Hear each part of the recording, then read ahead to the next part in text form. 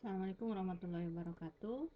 Hari ini Ibu akan membahas tentang strategi e-bisnis di pertemuan keempat.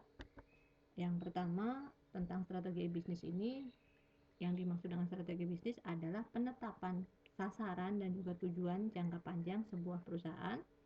Di situ juga ada arah tindakan serta alokasi sumber daya yang diperlukan untuk mencapai sasaran dan tujuan tersebut. Ini menurut buku ini ya. Kemudian strategi bisnis juga merupakan cara-cara yang digunakan perusahaan untuk mendapatkan keunggulan persaingan di dalam bisnisnya. Dan strategi bisnis juga bisa mencakup ekspansi geografis, misalkan perluasan cabang, wilayah, dan lain-lainnya, diversifikasi, akuisisi bisnis, pengembangan produk, penetrasi pasar, pengurangan bisnis, likuidasi, sampai dengan joint venture. Kemudian dari tingkatan strategi, ini kita bisa lihat di sini ada tingkat korporasi, ini adalah strategi perusahaan yang memiliki saham atau ownership beberapa perusahaan lain. Kemudian ada tingkat multidivisi, ini adalah strategi yang terjadi pada tingkat divisi atau unit bisnis dan merupakan strategi yang menekankan pada perbaikan posisi bersaing produk atau jasa pada spesifikasi industri atau segmen pasar tertentu. Jadi multidivisi ya. Kemudian tingkat fungsional, strateginya adalah optimalisasi produktivitas sumber daya dalam memberikan value untuk kebutuhan dari pelanggannya. Jadi peningkatannya di bidang fungsi dari produknya. Kemudian yang berikutnya ada tingkat operasional. Ini adalah strategi yang menjalankan implementasi dari operasional perusahaan. Jadi strategi dari bagaimana jalannya sebuah perusahaan.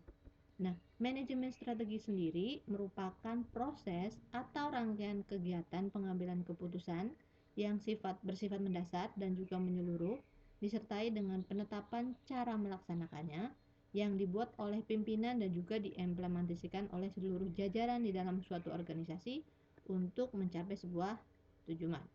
Nah, ini adalah manajemen dari strategi. Kemudian, karakteristik dari strategi atau ciri-ciri dari manajemen strategi, yang pertama yaitu yang namanya manajemen strategi harus berorientasi masa depan, bukan mundur ke belakang. Yang kedua, berhubungan dengan unit bisnis yang kompleks, yang luas. Ya, kemudian yang ketiga, kebutuhan dan kejelasan tugas sangat tinggi seiring perubahan yang terjadi. Kadang-kadang batas-batas tugas menjadi tidak jelas ya. Kalau misalkan di strategi, manajemen strategi, ini kejelasan tugasnya dan juga batas-batasnya harus jelas. Yang keempat, proses yang dijalankan tidak terpisah dari aktivitas manajerial lainnya. Jadi misalkan tadi prosesnya tingkat membuat manajemen strategi di bidang operasional, maka itu harus terkait dengan aktivitas manajerial yang lainnya.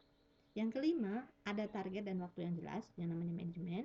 Jadi jangan hanya mengalir saja. Yang keenam, memerlukan perhatian khusus pada manajemen puncak. Jadi harus diperhatikan oleh manajemen puncak atau atasan. Nah, manfaat adanya manajemen strategi yang pertama adalah pemahaman yang lebih jelas atas visi strategi sebuah perusahaan. Yang kedua, fokus yang lebih tajam terhadap apa yang secara strategis memang penting. Yang ketiga, pemahaman yang lebih baik terhadap perubahan lingkungan perusahaan yang lebih cepat. Jadi, ketika kita mau membuat strategi untuk perusahaan, maka dibuat manajemennya dulu. Nah, tujuannya setelah kita buat manajemen ini adalah tiga ini, yaitu pemahaman agar lebih jelas nih tujuan dari perusahaan ini apa. Harus lebih fokus juga. Fokus ini apa yang akan dikerjakan dulu misalkan. Kemudian yang ketiga, pemahaman juga lebih baik terhadap perubahan lingkungan perusahaan yang lebih cepat. Kemudian, apa saja sih yang perlu diperhatikan oleh manajemen puncak atau atasan dalam merumuskan strategi? Yang pertama tentu menentukan visi dan juga misi. Yang kedua, mengembangkan profil perusahaan. Jadi misalkan tadinya perusahaannya hanya bergerak di bidang bisnis makanan, kemudian dia mau ekspansi di bidang transportasi misalnya, maka itu bisa namanya mengembangkan profil perusahaan. Yang ketiga tentu ada yang namanya pengenalan produk. Jika memang yang dikembangkan nanti adalah produk, kemudian menganalisis kekuatan dari produknya dan juga dari perusahaannya apa saja. Yang kelima, mengidentifikasi beberapa pilihan. Misalkan mau mengembangkan produk, berarti pilihan-pilihan produk apa yang bisa dikembangkan atau yang bisa diidentifikasi terlebih dahulu. Yang keenam, memilih pilihan yang tepat pastinya. Yang ketujuh, sasarannya adalah jangka panjang, bukan jangka pendek, bukan 1 bulan ke depan, tapi 1 sampai dengan 5 tahun ke depan.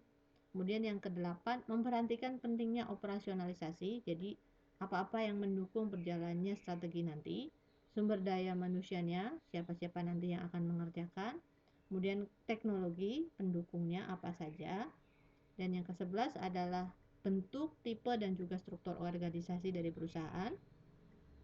Yang ke-12, menciptakan suatu sistem pengawasan, jadi ketika sudah sedang dijalankan manajemen strateginya, maka harus ada yang mengawasi apakah memang berjalan sesuai dengan yang ditentukan atau malah menyimpang. Yang ke-13, penilaian terhadap sistem, apakah sistemnya memang berjalan dengan baik atau perlu evaluasi dan yang lain-lainnya. Yang terakhir, yang ke-14 adalah menciptakan umpan balik. Ya, jadi misalkan nanti apakah memang berhasil atau tidak itu terlihat dari umpan balik yang diberikan. Nah, ini adalah faktor yang perlu diperhatikan oleh manajemen puncak. Kemudian dalam e-bisnis ada beberapa isu penting yang perlu diperhatikan. Yang pertama adalah teknologinya, itu hanya memegang peranan lebih kurang sepertiga bagian saja. Jadi tidak harus teknologi harus bagus, tapi misalkan sumber daya manusianya tidak ditunjang atau tidak terlatih, misalnya itu, maka bisa menjadi faktor kegagalan. Yang kedua, perusahaan e-bisnis harus memperhatikan 2/3 bagian lainnya, yaitu organisasi, SDM, relasi, sistem manajerial, dan juga strategi yang akan diterapkan. Ya, jadi 2/3 itu termasuk yang ada di sini. Yang berikutnya, di dalam isi bisnis juga bukan sekedar menerapkan TI, ya, tapi juga perubahan yang berjalan bersamaan, baik itu dari kualitas SDM-nya, juga kualitas organisasinya, bentuk struktur organisasinya itu juga otomatis akan berubah. Nah, di sini ada yang namanya menggali strategi dari faktor internal, ada yang namanya SWOT ya. Dari faktor internal itu ada kekuatan dan juga kelemahan, kemudian dari faktor eksternal itu ada peluang dan juga ancaman. Nah, contohnya sebagai kekuatan strategis di sini adalah yang memanfaatkan kekuatan untuk meraih peluang. Sementara dari segi kelemahan, strateginya adalah untuk mengambil kesempatan guna menutup kelemahan. Kemudian ancaman, strateginya yaitu menggunakan kekuatan untuk menghindari ancaman. Kemudian digunakan yang berikutnya, kelemahannya digunakan untuk memperkecil kelemahan dan menghindari ancaman. Nah, nanti akan dijelaskan lebih lanjut di SWOT ya. Di sini di dalam e-bisnis juga harus diperhatikan yang namanya perilaku konsumen. Yang pertama, konsumen biasanya punya rasa keingintahuan terhadap perkembangan atau tren baru. Kemudian konsumen juga punya keinginan untuk melakukan perbandingan.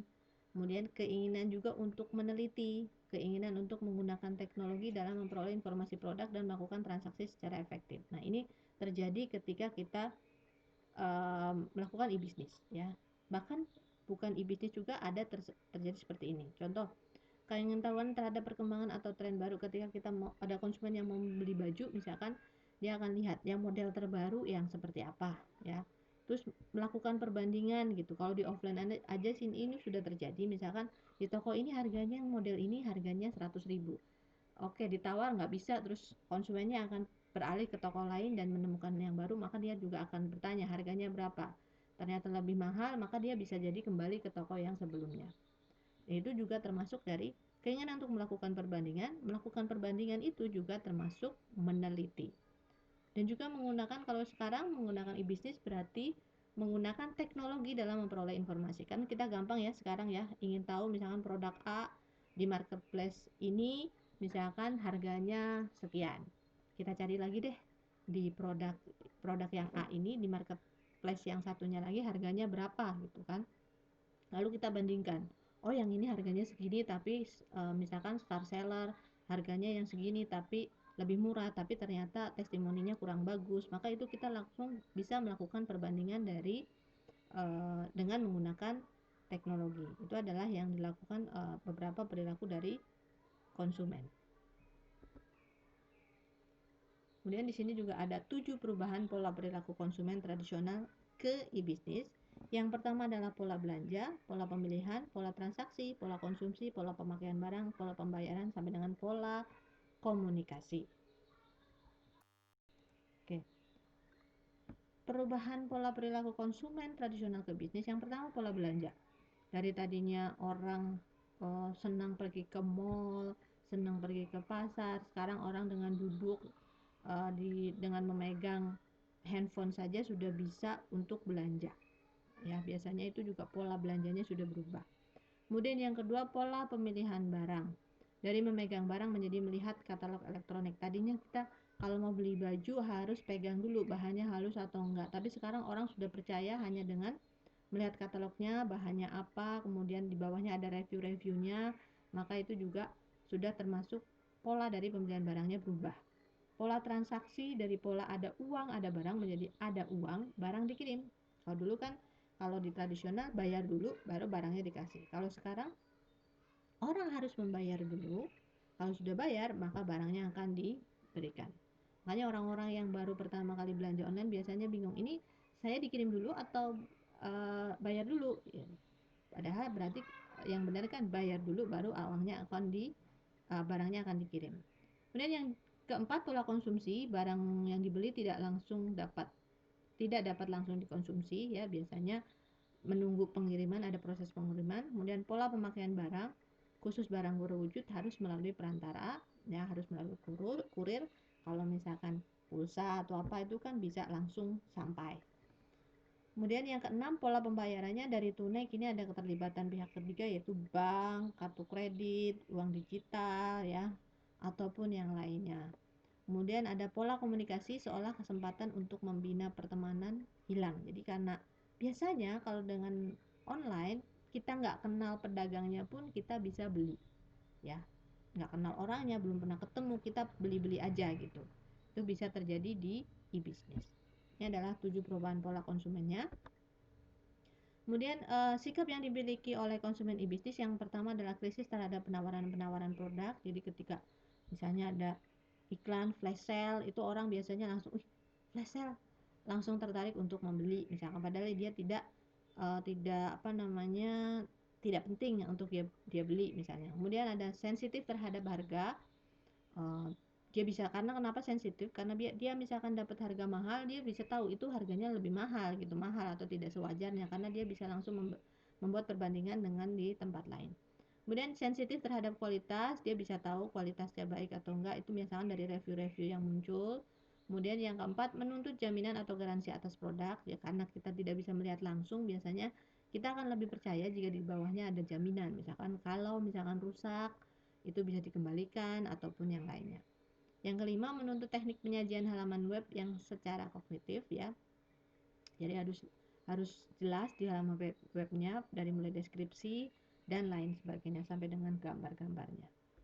Kemudian dari strategi e-business ini kita lihat ada yang namanya beberapa poin, yaitu tahapan yang pertama adalah tahapan strategi. Yang pertama adalah yang kedua adalah tahapan analisis. Di tahapan strategi sendiri ada yang namanya perumusan strategi. Ini adalah bagaimana mengembangkan rencana jangka panjang untuk manajemen efektif dari kesempatan dan juga ancaman lingkungan, dilihat dari kelemahan perusahaan. Yang kedua, implementasi strategi. Ini adalah proses di mana manajemen mewujudkan strategi dan kebijakannya dalam tindakan melalui pengembangan program, anggaran, dan prosedur. Yang berikutnya adalah evaluasi dan pengendalian. Ini adalah proses melalui aktivitas-aktivitas perusahaan dan hasil kinerja, serta dimonitor kemudian kinerja sesungguhnya dibandingkan dengan kinerja yang diinginkan. Nah, itu adalah tahapan strategi. Yang berikutnya adalah tahapan analisis. Di tahapan analisis itu dibagi menjadi analisis eksternal dan juga analisis internal. Di eksternal ada lingkungan eksternal, contohnya adalah variabel-variabel yang berada di luar organisasi, tidak secara khusus dalam pengendalian jangka pendek dari manajemen puncak. Kemudian yang kedua, lingkungan kerja, terdiri dari elemen atau kelompok yang secara langsung berpengaruh atau dipengaruhi oleh operasi utama organisasi. Kemudian ada lingkungan sosial. Ini adalah kekuatan umum. Kekuatan itu tidak berhubungan langsung dengan aktivitas-aktivitas jangka pendek organisasi, tetapi dapat dan juga sering mempengaruhi keputusan-keputusan jangka panjang. Kemudian dari analisis internal itu ada struktur budaya dan juga sumber daya. Di segi budaya, Ada struktur, di sini adalah cara bagaimana perusahaan diorganisasikan yang berkenaan dengan komunikasi, wewenang, serta arus kerja. Kemudian dari budaya adalah pola keyakinan penghargaan dan nilai-nilai yang dibagikan oleh anggota organisasi atau perusahaan. Sedangkan dari sumber daya ini adalah aset yang merupakan bahan baku dari produksi, barang, dan juga jasa organisasi. Oke. Kemudian di sini tahap analisa juga bisa menggunakan yang namanya tadi metode SWOT, kita tadi udah sempat bahas, yaitu metode perencanaan strategis yang digunakan untuk mengevaluasi kekuatan, strength, kelemahan, weakness, peluang, opportunity, dan juga ancaman atau threat dalam suatu project atau suatu spekulasi bisnis. Nah, contohnya seperti apa di sini? Ya, kita punya internalnya, ada kekuatan dan juga ada kelemahan. Kemudian eksternalnya itu ada opportunity dan juga ancaman di sini ya. Nah, yang pertama contoh, ada toko elektronik Berkah Jaya yang telah menggunakan IT dalam jual beli produk yang ada di tokonya.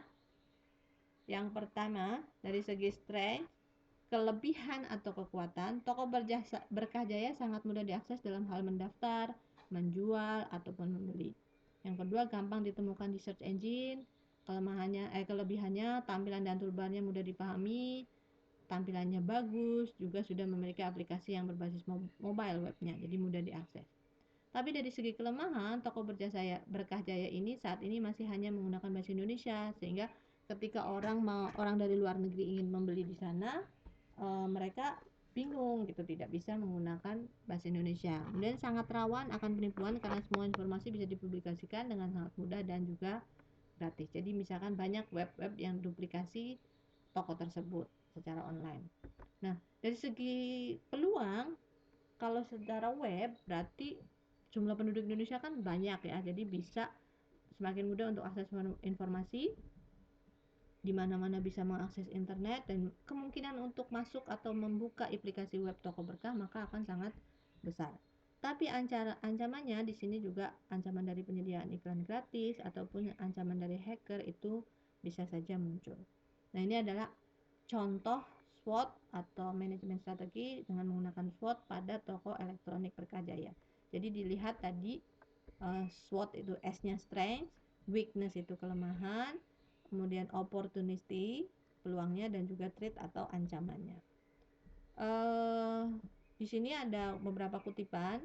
Seller control electronic marketplace, buyer control electronic marketplace, neutral electronic marketplace. Jadi sama-sama dikontrol oleh buyer dan juga seller. Nah, di pembuatan keputusan konsumen e-bisnis secara perorangan, ini ada faktor proses pembuat keputusan perorangannya. Yang pertama adalah karakteristik personal, hal-hal yang mencakup karakteristik, contohnya usia, gender, etnik, pola hidup, psikologi, pengetahuan, nilai sampai dengan kepribadian. Ada juga karakteristik lingkungan, contohnya adalah sosial komunitas ataupun keluarga. Ada sistem kontrol pemasok ya, dari mulai pembayaran, pengiriman, pendukung, teknik gitu ya, desain web dan lain-lainnya. Kemudian juga keputusan membeli atau tidak, apa yang dibeli, di mana, kapan, berapa, dan juga sampai dengan pembelian ulang atau repeat order. Simulasi yang mencakup pemasaran yaitu harga, promosi, produk, kualitas, dan faktor lainnya yaitu ekonomi, teknologi, dan politik ataupun budaya. Nah, ini adalah faktor-faktor yang mempengaruhi keputusan perorangan untuk melakukan pembelian secara e-bisnis.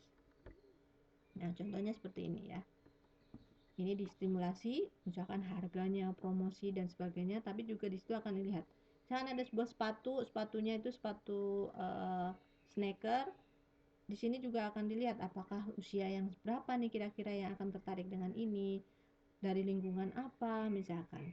Kemudian dari keputusan membeli berita atau tidak, ini akan sangat kemudian diproses oleh perorangan tersebut dari faktor-faktor ini dan menentukan apakah orang ini akan membeli sneaker itu atau tidak ya, contohnya. Kemudian kalau faktor proses pembuatan keputusan organisasi atau perusahaan itu juga terdiri dari karakteristik personal, contohnya tadi gender dan lain-lainnya, pengaruh interpersonal dari otoritas perusahaan, pengaruh organisasi, sistem kontrol pemasok, keputusan membeli atau tidak, kemudian sampai dengan stimulasi yang sama tadi. ya. Ini untuk keputusan organisasi. Oke, lanjut ke faktor pembuat keputusan organisasi. Tadi ada beberapa macam ini, Ibu langsung aja ke bagannya. Jadi yang menentukan konsumen e-bisnis secara organisasi membuat keputusan untuk membelanjakan atau tidak diantaranya adalah seperti ini.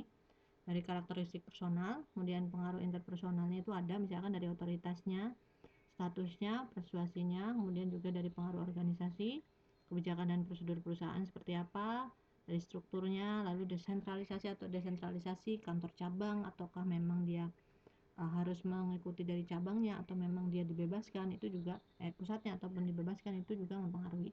Nah, beberapa hal ini adalah yang akan mempengaruhi sebuah keputusan dari organisasi untuk melakukan transaksi e-bisnis atau tidak.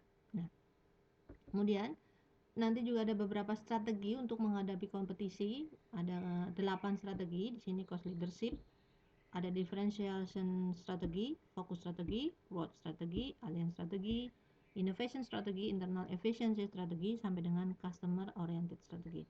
Nah, nanti Ibu minta tolong, Ibu hanya contohkan beberapa, tapi sisanya yang tidak Ibu contohkan, silahkan kalian cari contohnya seperti apa, lalu ini menjadi tugas kalian ya, nanti Ibu jelaskan lebih lanjut. Nah, yang pertama Ibu contohkan di sini ada strategi teknologi informasi dari segi cost leadership. Maksudnya adalah digunakan untuk mengurangi secara substansial biaya dan juga proses bisnisnya. Contoh perusahaan ada buy.com, priceline.com, ebay.com. Di sini strateginya adalah penyusunan harga online, kemudian melakukan tawar-menawar online, juga melakukan lelang online. Manfaatnya, mereka memberikan garansi harga termurah, pembeli bisa ikut menentukan harga karena ada lelang, kemudian juga ada lelang-lelang harga. Kemudian dari differentiation TI ini digunakan untuk mengurangi keunggulan diferensiasi dari pesaing dan juga fokus terhadap produk dan layanan. Contohnya di sini ada Avnet.Marshall, loss operating value, consolidation frequency. Di sini adalah strategi yang dipakai konsumen atau pemasok ke e-commerce, rancangan konsumen online, juga jalur pengiriman online. Manfaatnya meningkatkan pangsa pasar, dan juga meningkatkan pangsa pasar. Jadi semuanya manfaatnya itu. Kemudian ada growth teknologi informasi, gunanya untuk mengelola ekspansi bisnis regional dan global. Contohnya ada banyak franchise ya, kalau kalian lihat di Indonesia ada banyak. Di sini strateginya internet global, order merchandise lewat jaringan satelit global, dan menentukan jalur persediaan posnya. Ini adalah meningkatkan dalam pasar global, pemimpin pasar dengan cara membuat franchise tadi ya. Kemudian ada alliance teknologi informasi, digunakan untuk membuat organisasi virtual dari rekan kerja bisnis dan mendukung strategi relasi bisnis. Di sini ada Walmart ya. Strateginya adalah menambah persediaan secara otomatis oleh pemasok, kemudian pengelolaan persediaan online, dan juga menentukan jalur pengiriman. Manfaatnya mengurangi biaya, meningkatkan penjualan. Dan kemudian dari sisi strategi inovasi, ini TI digunakan untuk menciptakan produk dan layanan baru, mengubah proses bisnis dan menciptakan pasar baru. Ada di sini Charles Schwab, ada diskon online, stock trading, penentuan rute online, manajemen, layanan online, dan sebagainya. Memimpin pasar dan juga memimpin pasar jasa ya biasanya kalau yang ini. Nah, ini adalah beberapa contoh dari strategi teknologi informasi untuk menghadapi kompetisi.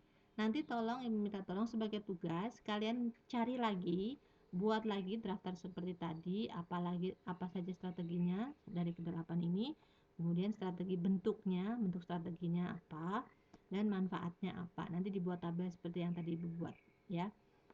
Contoh-contoh perusahaannya tidak harus perusahaan luar negeri, bisa juga untuk perusahaan dalam negeri ya. Contoh tadi mungkin tadi misalnya innovation strategi, tadi kan contohnya adalah merubah TI untuk apa tadi tuh, untuk menciptakan layanan baru. Contohnya apa sih tuh tadinya perusahaan yang tidak ada sebelum adanya TI apa, misalnya Gojek, GoRide, tadi kan tidak ada ya sebelum adanya teknologi informasi.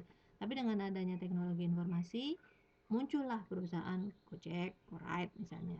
Kemudian strateginya apa? Di situ dia membuat diskon online, menentukan misalkan perjalanan dengan cara online dan sebagainya. Manfaatnya tentu saja adalah membuat pangsa pasar baru misalnya. Itu contoh dari tugas kalian ya. Nanti silahkan dicari contoh-contohnya dari ke-8 strategi tadi. Strateginya apa, lalu kalian jelaskan seperti ini, dibentuk seperti tabel seperti ini. Kemudian perusahaannya contohnya apa, lalu sistem informasi strateginya apa, misalkan tadi dengan membuat diskon, dengan membuat promo yang seperti apa, kemudian manfaatnya kira-kira apa. Dikira-kira aja ya, tidak harus sama persis dengan apa yang terjadi di perusahaan mereka. Kemudian model pembangunan relasi di sini adalah konsumen menerima ekspos pemasaran, menerima iklan-iklan, misalkan konsumen menentukan media pemasaran untuk menanggapi, lalu biasanya di online itu mereka biasanya misalkan Instagram, di sana bisa DM, bisa melalui WhatsApp ataupun bisa melalui media yang lain untuk misalnya untuk melalui komen untuk memesan. Nah, ini adalah yang kedua, menentukan media pemasaran untuk menanggapinya. Konsumen membuat keputusan membeli. Kemudian kita buat juga detail transaksinya. Kalau sudah deal, bagaimana alurnya? Apakah maksudnya konsumen harus langsung transfer atau langsung transfer DP kita kirim baru langsung pelunasan atau seperti apa, itu juga dibuat detail transaksinya. Lalu update database-nya, biasanya kalau di online itu biasanya barang-barang yang sudah out of stock berarti harus di delete atau dikasih keterangan udah sold misalnya. Pembentukan segmentasi dari misalkan di Facebook ataupun di Instagram itu biasanya sudah ada. Di Facebook kita bisa memilih friends di Facebook yang mempunyai kesukaan yang sama. Misalkan kita jualan apa nih? Jualan buku anak misalnya. Berarti kita bisa cari nih kita bisa pilih nih suggested orang yang friends-nya itu yang kecenderungannya punya kecenderungan untuk membeli buku anak. Kita bisa pilih itu. Nanti Facebook akan menggunakan algoritmanya untuk membantu kita. Itu adalah salah satu bentuk dari pembentukan segmentasi. Yang ketujuh, produk harga dan tempat dan juga promosi diperbarui keunikannya untuk konsumen. Yang 8, media baru dipilih untuk layanan yang terbaik. Mau yang seperti apa? Mau via web ataupun yang lainnya. Nah, bagan modelnya seperti ini dalam membangun relasi, jadi terus-terus diupdate dari yang sudah ada tadi. Misalkan diperbarui dan juga dikomunikasikan dengan konsumen.